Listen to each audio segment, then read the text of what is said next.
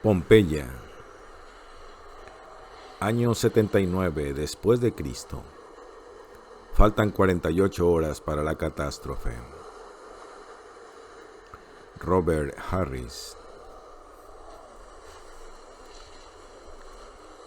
Hora cuarta, 9:48 horas.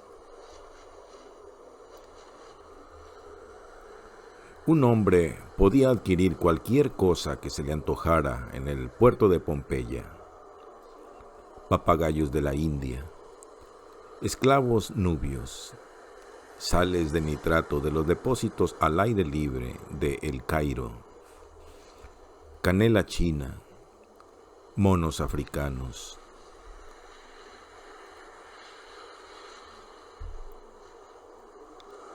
Esclavas llegadas de Oriente, famosas por sus habilidades sexuales.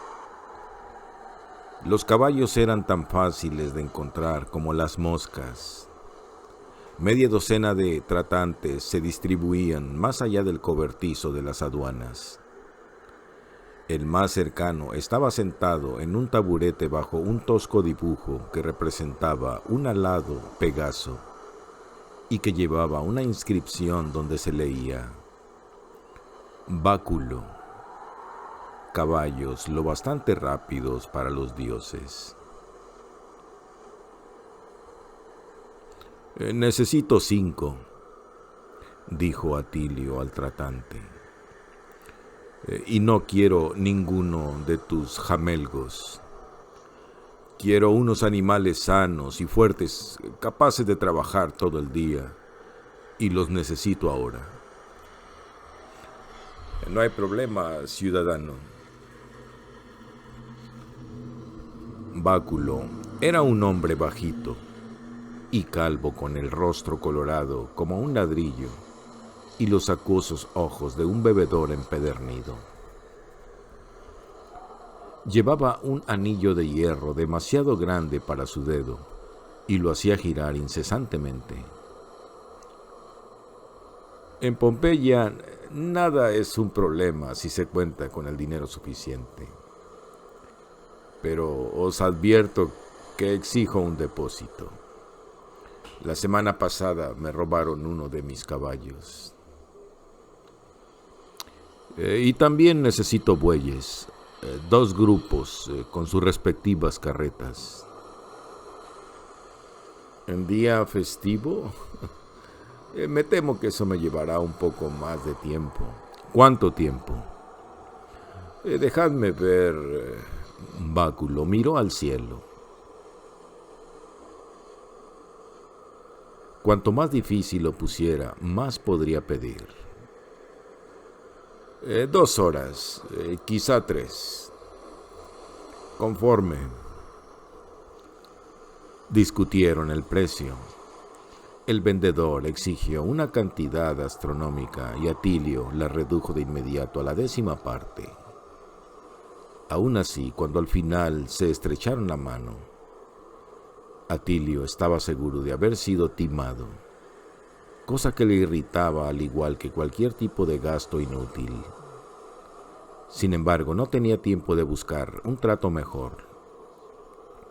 Le dijo al vendedor que llevara de inmediato 4 caballos a la puerta vesuviana y se abrió paso entre los comerciantes, de regreso a la Minerva. La tripulación había sido autorizada a subir a cubierta y casi todos se habían quitado las empapadas túnicas. El olor a sudor que desprendían aquellos cuerpos desparramados resultaba lo bastante intenso como para competir con la hediondez que salía de la cercana fábrica de salsa de pescado, donde líquidas menudencias de pescado se descomponían en grandes tanques al sol. Corvino y Becco se abrían paso entre los remeros y las pasaban por la borda a Musa y Polites.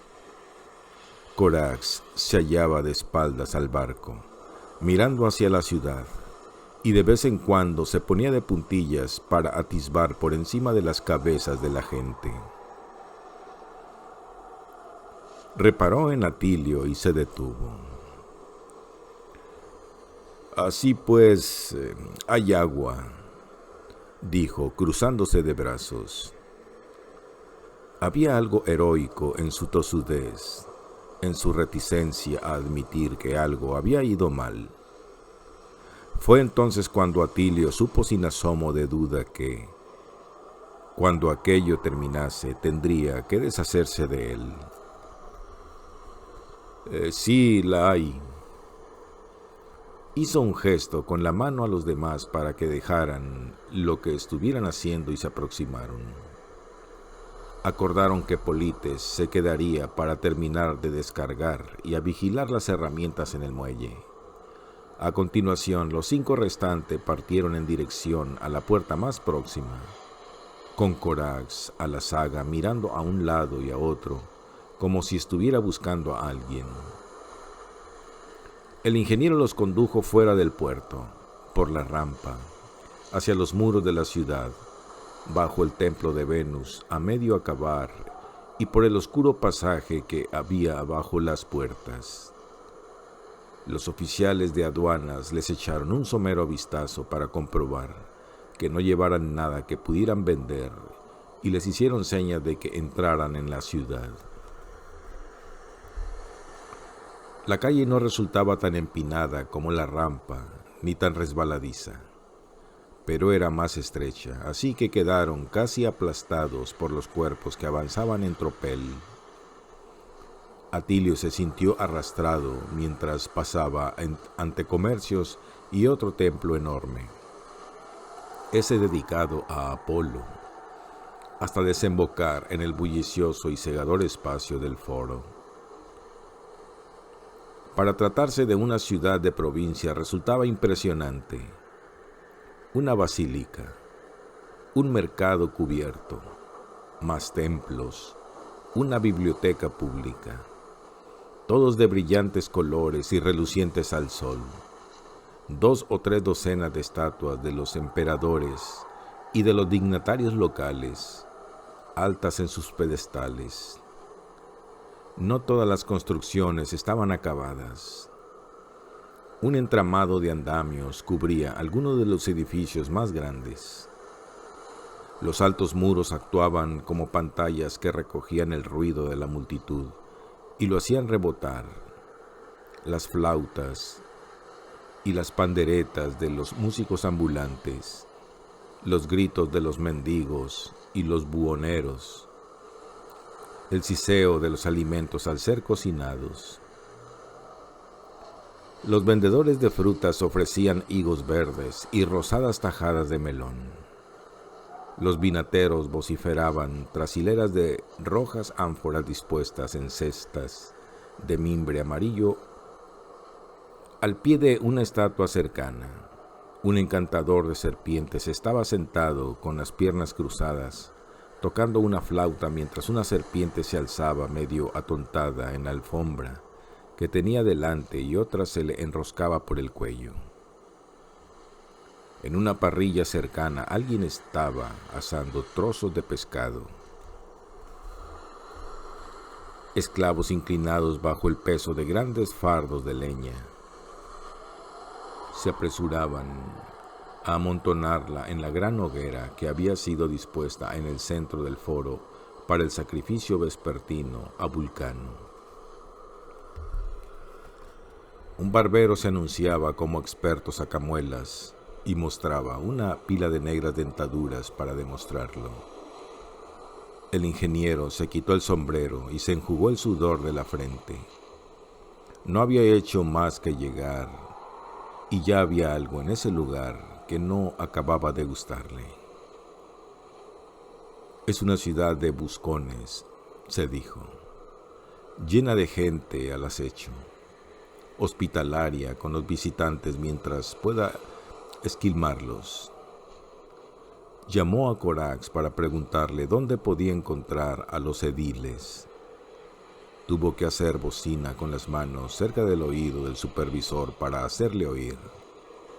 Y éste le señaló una hilera de 3 pequeñas oficinas en el lado sur de la plaza, todas cerradas por ser día festivo.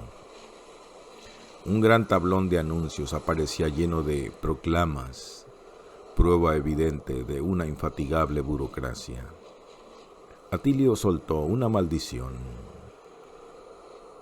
Nada estaba resultando fácil.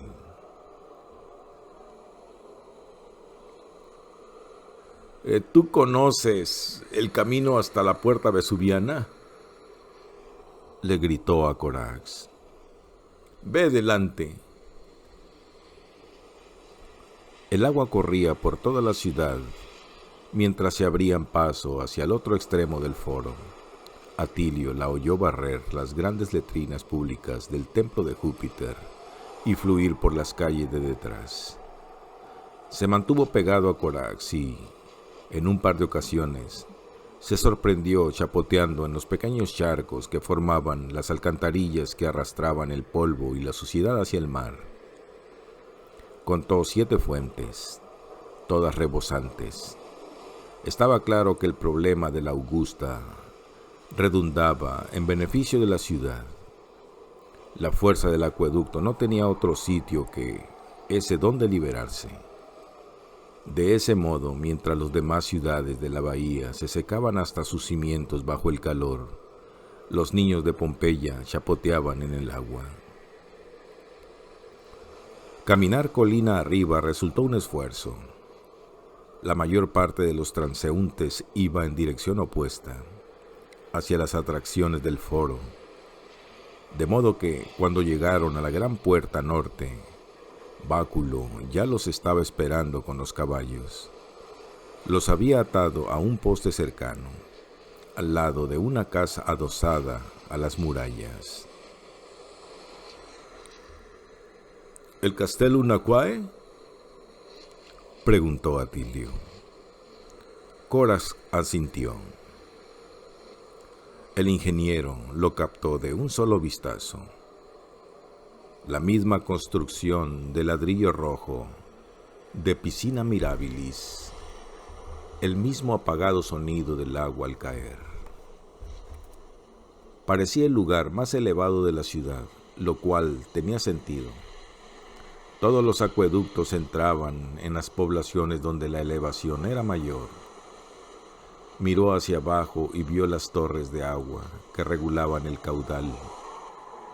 Envió a Musa al interior para que fuera a buscar al esclavo encargado del agua, mientras fijaba su atención en los caballos. No estaban mal. A nadie se le ocurriría correr con ellos en el circo máximo, pero servirían para la tarea. Contó unas cuantas monedas de oro y se las entregó a Báculo, que las comprobó mordiéndolas. ¿Y los bueyes? El tratante, llevándose la mano al pecho y entornando los ojos hacia el cielo, juró que estarían listos para la hora 7ª. Iba a ocuparse de ello inmediatamente. Les deseó que Mercurio derramase todas sus bendiciones en el viaje y se marchó, para desaparecer, según pudo comprobar Atilio, en la taberna más cercana.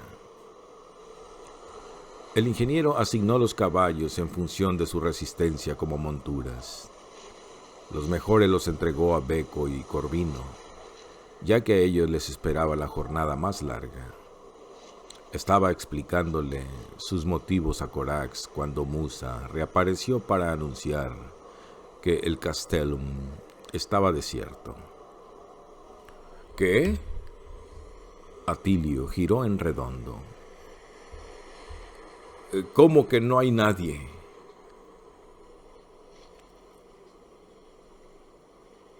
Es Vulcanalia, ¿recuerdas? Corax intervino. Ya te dije que no serviría de ayuda. Día festivo. Atilio habría aporreado gustoso la pared de ladrillos. Sería mejor que algún sitio de esta ciudad haya alguien dispuesto a trabajar. Contempló su insignificante expedición con disgusto y pensó en lo poco inteligente que se había mostrado en la biblioteca del almirante al confundir lo que era posible en teoría con lo factible en la práctica. Sin embargo, no había nada que pudiera hacer ya. Se aclaró la garganta. Bueno, ya conocéis todos vuestro cometido. Becco, Corvino, ¿habéis estado alguna vez en Avelino? Yo sí, dijo Becco. ¿Cómo es aquello? Los manantiales brotan detrás de un templo dedicado a las diosas de las aguas y fluyen hasta una taza dentro del Nymphaeum. El aguador jefe es Probo, que también oficia de sacerdote. ¿Un aguador haciendo de sacerdote? Atilio rió amargamente y meneó la cabeza. Bueno, pues ya puedes decirle a tan divino ingeniero, sea quien sea, que los dioses, en su omnisciente sabiduría, le ordenan que cierre la esclusa principal y que desvíe toda el agua hacia Benevento. Aseguraos de que se cumplan las órdenes tan pronto como lleguéis. Becco, tú te quedarás en Avelino y te asegurarás de que el caudal permanece cerrado durante 12 horas. Luego lo vuelves a abrir. 12 horas, tan exactamente como puedas. Becco asintió.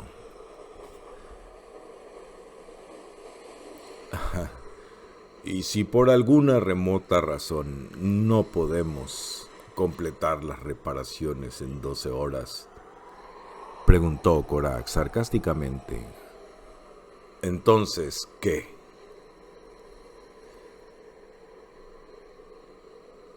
Ya he pensado en eso. Tan pronto como las compuertas se cierren, Corvino dejará a Becco en la plaza y seguirá el curso de la Augusta, montañas abajo, hasta reunirse con nosotros en el lado noroeste de Vesubio. En ese momento ya sabremos cuántos trabajos serán necesarios. Si no hemos resuelto el problema en 12 horas, volverá para avisar a Becco de que mantenga las esclusas cerradas hasta que terminemos. Significa una larga jornada a caballo, Corvino. ¿Estás preparado? Sí, aguador. Bien dicho. 12 horas, repitió Corax, meneando la cabeza. ¿Quiere decir eso que vamos a trabajar de noche? ¿Qué pasa, supervisor? ¿Te da miedo la oscuridad? De nuevo, consiguió arrancar una sonrisa a los demás.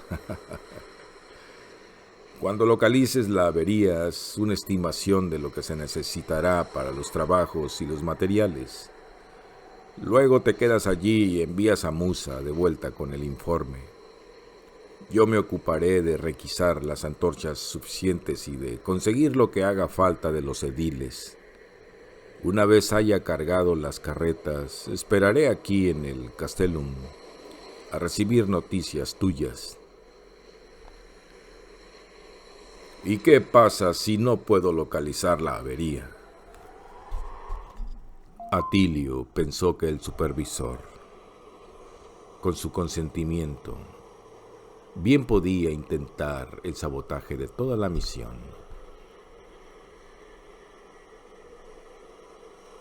Nosotros partiremos en todo caso y nos reuniremos contigo antes de la puesta de sol. Sonrió. Por lo tanto, no intentes joderme.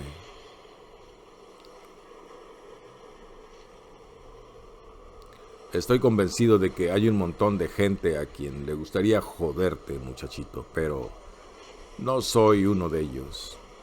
Corax le lanzó una mirada impúdica. Estás lejos de casa, joven Marco Atilio. Acepta mi consejo. En esta ciudad vigila tu espalda. Ya sabes a qué me refiero. y meneó la pelvis, repitiendo el mismo gesto obsceno que había hecho en la colina la madrugada anterior, cuando Atilio había salido a localizar el manantial.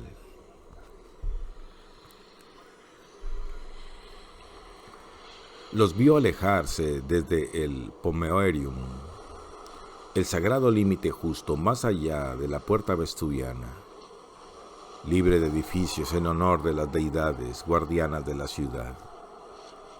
La calzada discurría alrededor de la ciudad como una pista de carreras, pasando al lado de una obra de bronce y a través de un gran cementerio.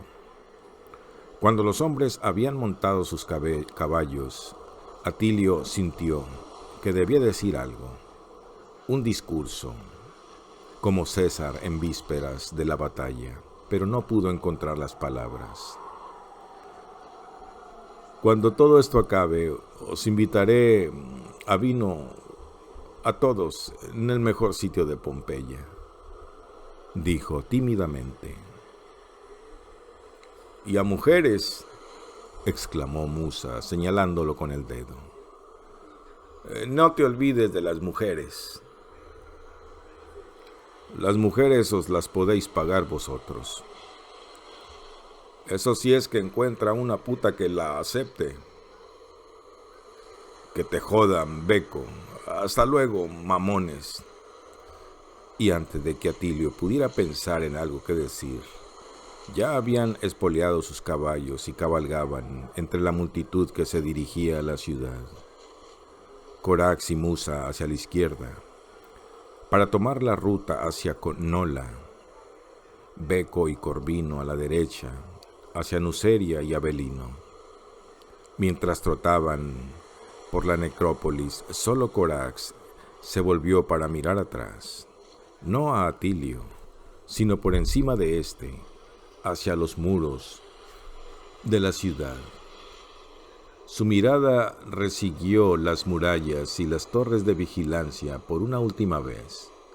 Luego se afirmó en la silla y se volvió en dirección al Vesubio. El ingeniero siguió el avance de los jinetes hasta que desaparecieron tras las tumbas, dejando tras ellos solo un rastro de polvo sobre los sarcófagos para mostrar por dónde habían pasado. Se quedó inmóvil unos segundos. Apenas los conocía, pero cuánto de su futuro y de sus esperanzas iba con ellos.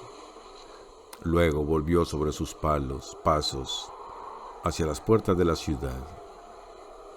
Fue solo al unirse a los que hacían cola para entrar, cuando se fijó en la leve inclinación del terreno que indicaba por dónde discurría el túnel de acueducto que pasaba bajo los muros de la ciudad. Se detuvo, dio media vuelta y siguió el recorrido hasta el siguiente registro de inspección. Entonces vio con sorpresa que apuntaba directamente a la cima del Vesubio. A través del calor y el polvo, la montaña se alzaba aún más gigantesca que vista desde el mar, pero menos limpiamente, más azul grisácea que verde.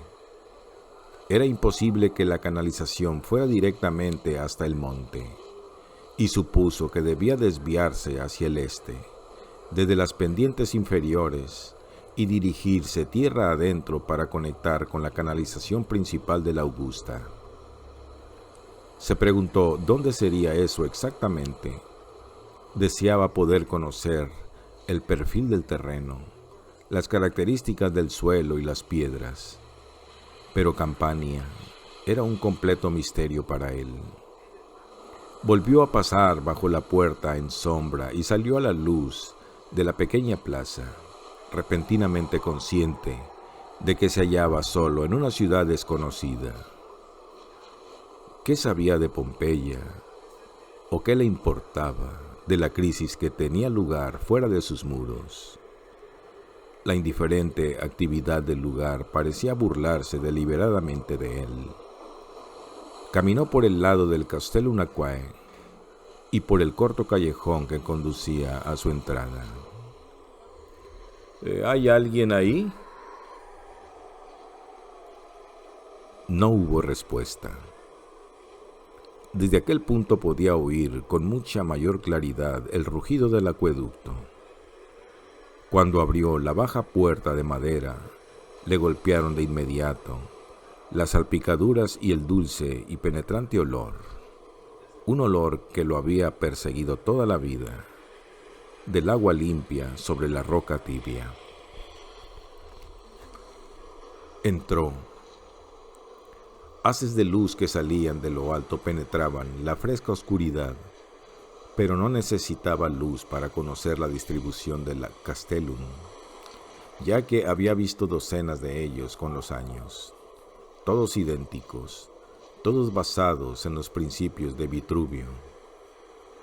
El túnel de la conducción era más pequeño que el de la Augusta, pero seguía siendo lo bastante amplio para que un hombre se introdujera en su interior con el fin de efectuar las reparaciones pertinentes.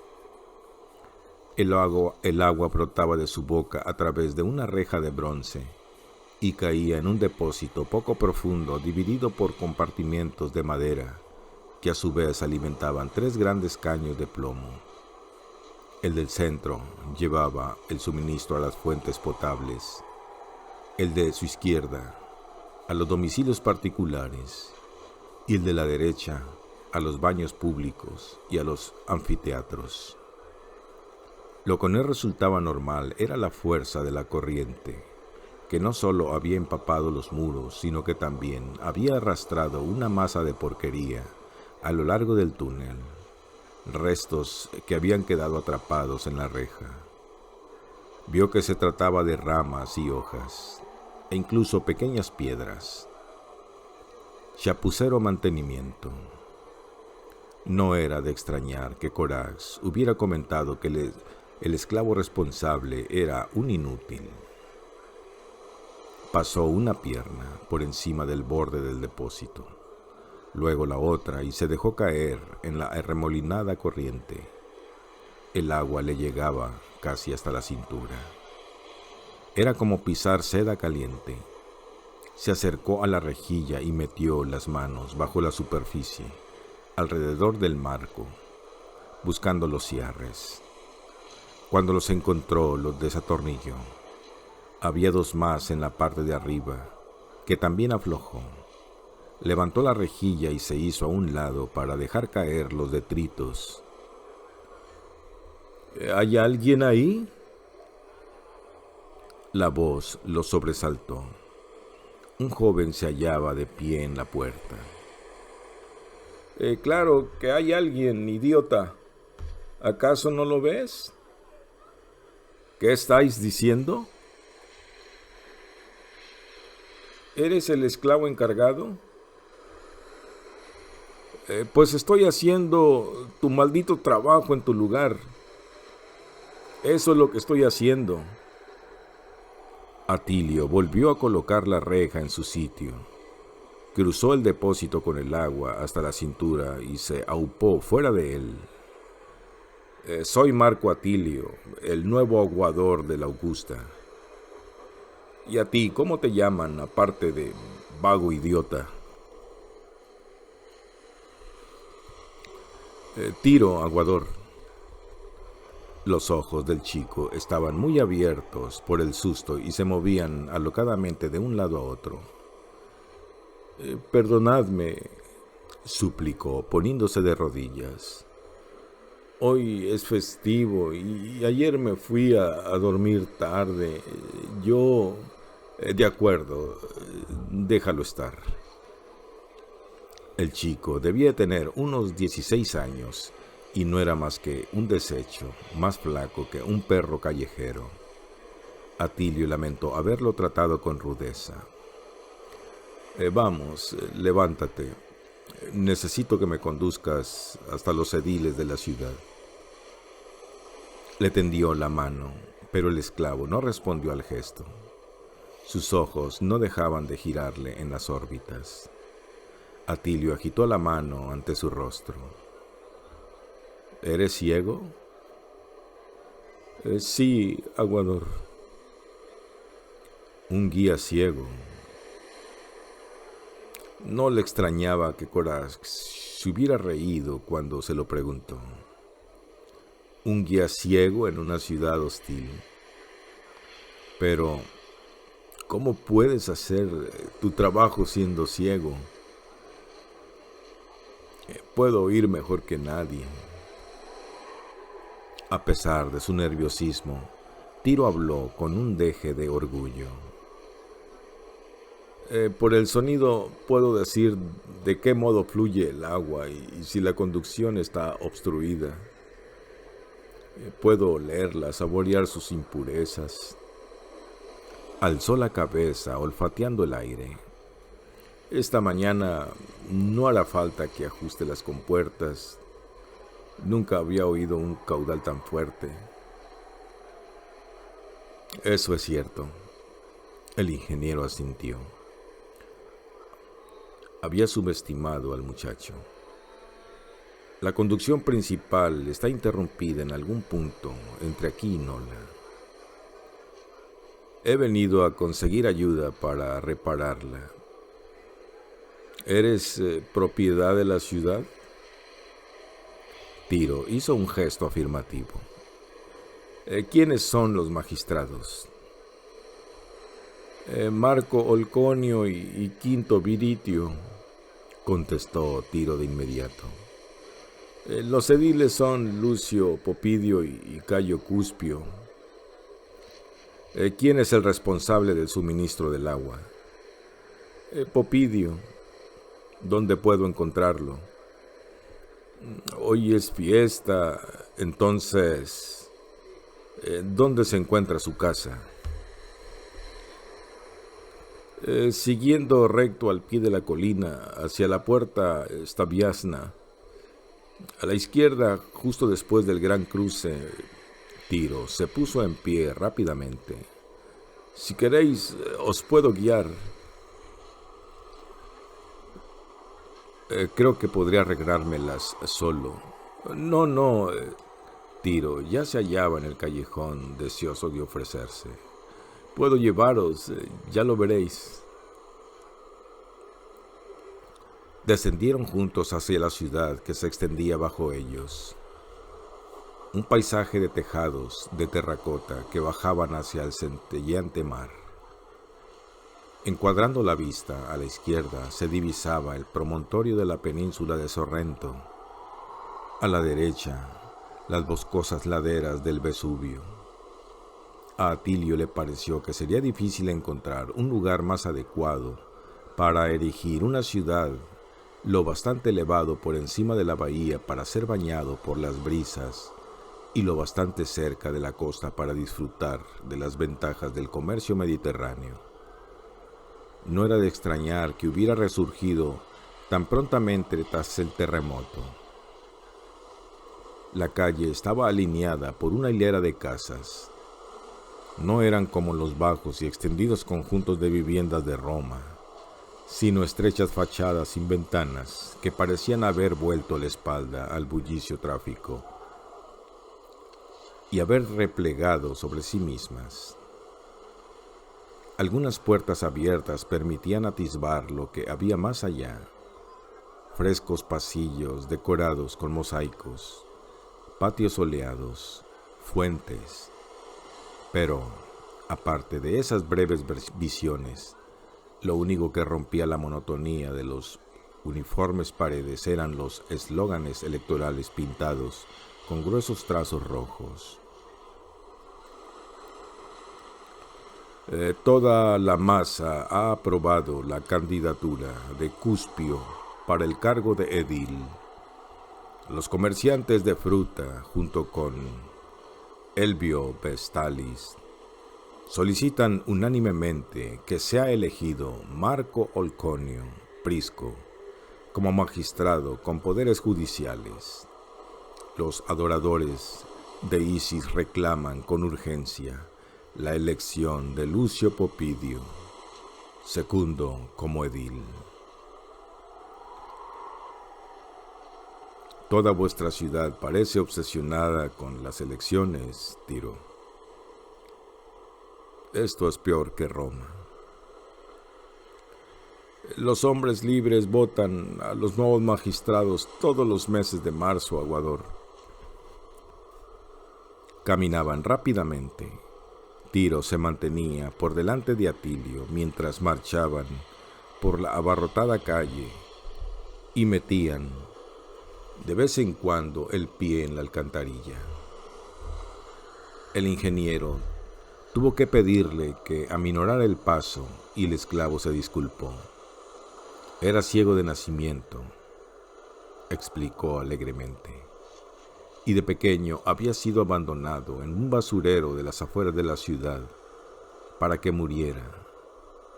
Pero alguien lo había recogido y desde los 6 años había aprendido a ganarse la vida haciendo recados por la ciudad. Conocía el camino por instinto. «¿Ese edil Popidio?», preguntó Atilio cuando pasaron ante su nombre por tercera vez. «La suya debe ser la familia que tuvo en otra época como esclavo a Ampliato, ¿no?». Pero Tiro, a pesar de su fino oído, no pareció escuchar la pregunta. Llegaron a un amplio cruce dominado por un gran arco de triunfo que se levantaba sobre 4 pilares de mármol. 4 inmóviles caballos de piedra arremetían y se encabritaban contra el fondo azul del cielo, arrastrando la figura de Victoria en su carro de oro.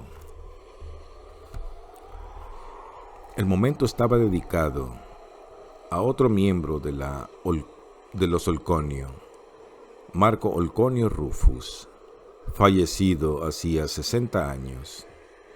Atilio se detuvo lo suficiente para leer la inscripción. Tribuno militar, sacerdote de Augusto, 5 veces magistrado, patrón de la ciudad. Entonces pensó que siempre aparecían los mismos nombres: Olconio, Popidio, Cuspio. Los ciudadanos ordinarios podían vestirse con sus togas todas las primaveras, escuchar los discursos y depositar en las urnas sus tablillas con el voto. Pero eran los mismos rostros de siempre los que aparecían una y otra vez. El ingeniero tenía tan poco tiempo para dedicar a la política como a los dioses. Se disponía a poner el pie en la calle para cruzarla cuando se detuvo y le asaltó la impresión de que los enormes adoquines se estremecían. Una potente y seca oleada cruzó la ciudad. Atilio dio un bandazo, igual que cuando el Minerva había amarrado, y tuvo que agarrarse al brazo de Tiro para no caer. Alguna gente gritó. Un caballo relinchó. Al otro lado del cruce, una teja resbaló de un inclinado tejado y se hizo añicos en el pavimento. Durante un breve instante, el centro de Pompeya quedó casi sumido en el silencio. Luego, poco a poco, la actividad se reanudó. Se exhalaron suspiros, se retomaron las conversaciones. El conductor hizo restallar el látigo en la grupa del aterrorizado caballo y el carro siguió adelante. Tiro aprovechó el parón del tráfico para correr hasta el otro extremo del cruce y tras una vacilación, Atilio los siguió, casi esperando que los adoquines cedieran bajo sus sandalias. La sensación que había sobresaltado más de lo que estaba dispuesto a admitir. Si uno no podía confiar en el terreno que pisaba, ¿en qué podía confiar? El esclavo lo esperó.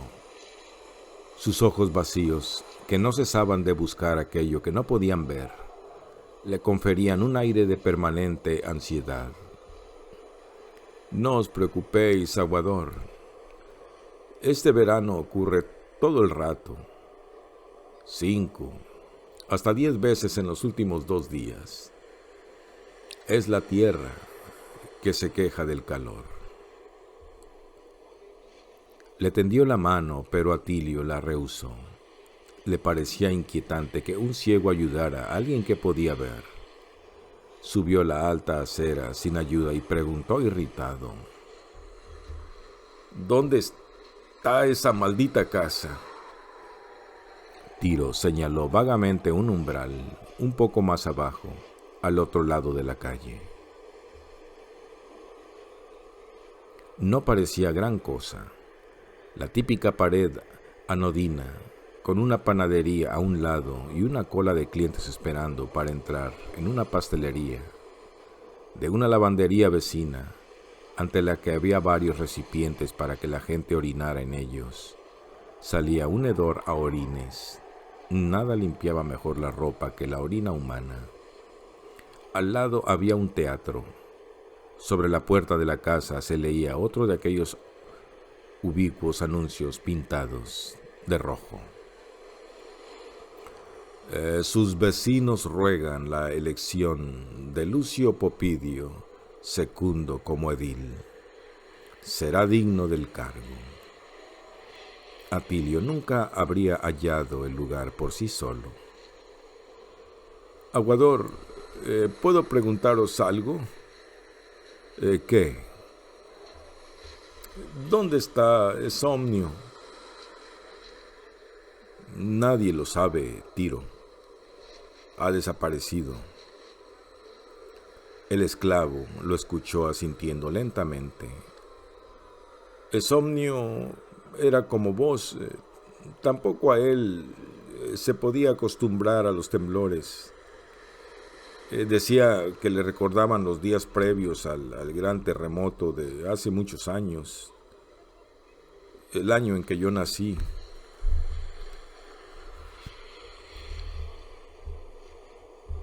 Parecía al borde del llanto. Atilio le apoyó una mano en el hombro y lo miró fijamente. ¿Somnio estaba en Pompeya hace poco? Claro, vivía aquí. Atilio lo sujetó con más fuerza.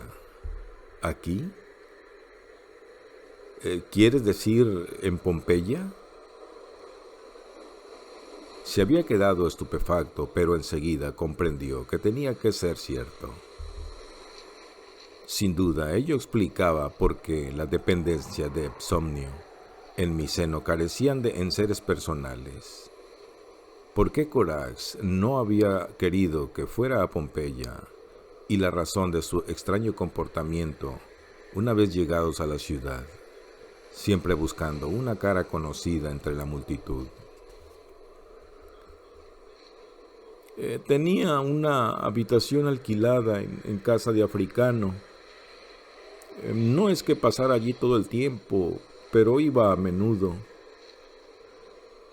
¿Y cuánto hace que hablaste con él por última vez? No lo recuerdo. El joven parecía más asustado por momentos. Volvió la cabeza como si pretendiera ver la mano de Atilio en su hombro. El ingeniero lo soltó de inmediato y le dio un golpecito tranquilizador en el brazo. Intenta recordarlo, Tiro. Puede que sea importante. No lo sé.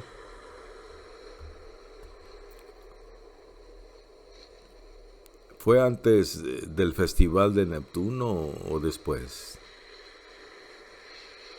La Neptunalia se celebraba el 23º día de julio y era la fecha más sagrada para los hombres de los acueductos. Fue luego, seguro, quizá 2 semanas después. ¿2 semanas? Entonces debiste de ser uno de los últimos que habló con él. ¿Y dices que le preocupaban los temblores? Tiro asintió una vez más. ¿Y Ampliato? ¿Era buen amigo de Ampliato? No. ¿Iban juntos a menudo?